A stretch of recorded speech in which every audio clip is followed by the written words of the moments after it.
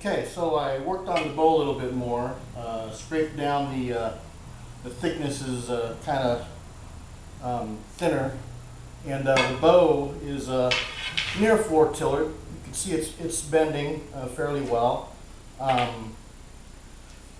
But before I go any further, what I'm going to do is a low spot right here. I just noticed it. Anyway, before I go any further, I'm going to cut the nocks in here and string it up and see how well it actually bends.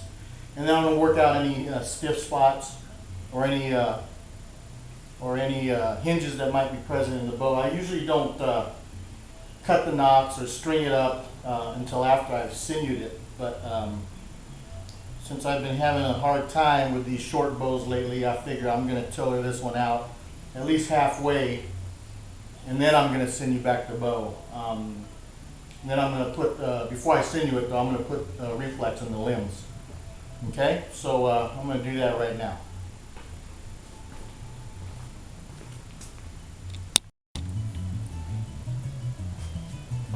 Okay, so I'm going to go ahead and cut the nocks. I'm just using a chainsaw file, and what I did, I measured a 1/2 inch from the back of the bow to the tip. I'm going to make my nocks about there, and then I'm just going to slightly radius the nocks to the belly.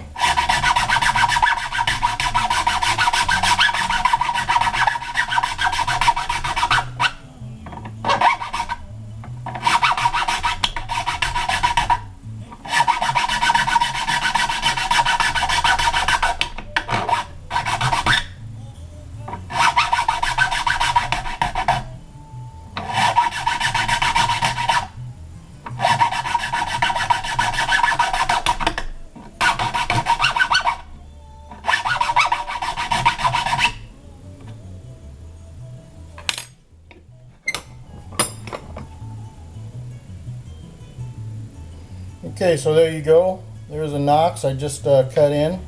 I did the first one before I started filming, and I just finished up the second one. Now I'm going to do the other side. So I'm going to shut the video off for now and get that done.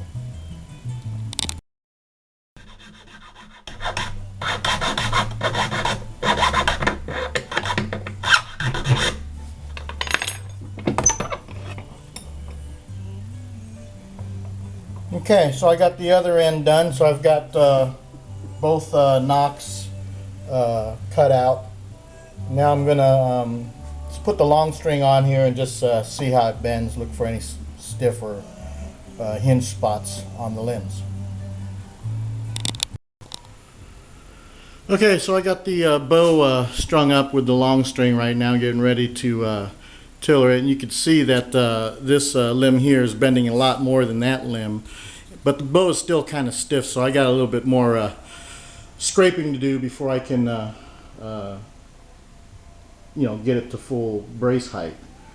But anyway, so I'm going to take some more wood off of this to get them bending more evenly.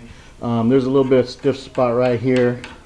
There's a little hinge, or not a hinge, but you know, it's bending more here than over here, so I'm going to take off some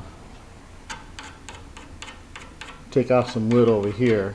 You can see that it's a little bit thinner over here than over here. This whole limb is still kind of stiff, so I'm not even going to worry about that. On this side, I just got to take some more wood off of here just to make it bend like that one. And then more scraping, and then we'll see how far we can get it to bend.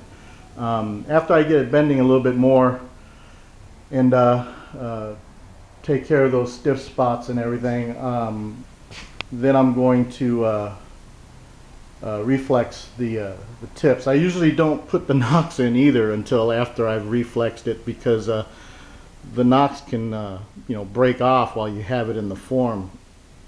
Oh, this one needs to be a little bit deeper. But anyway,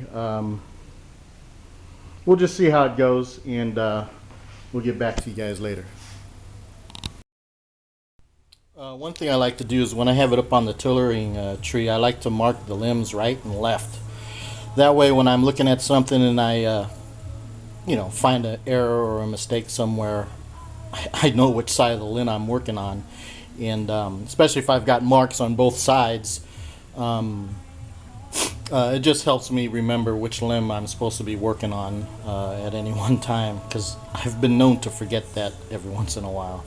But anyway, in this case, the right limb had that stiff spot, and the left limb I was just going to go ahead and just take off evenly wood so that it bends as much as the right limb.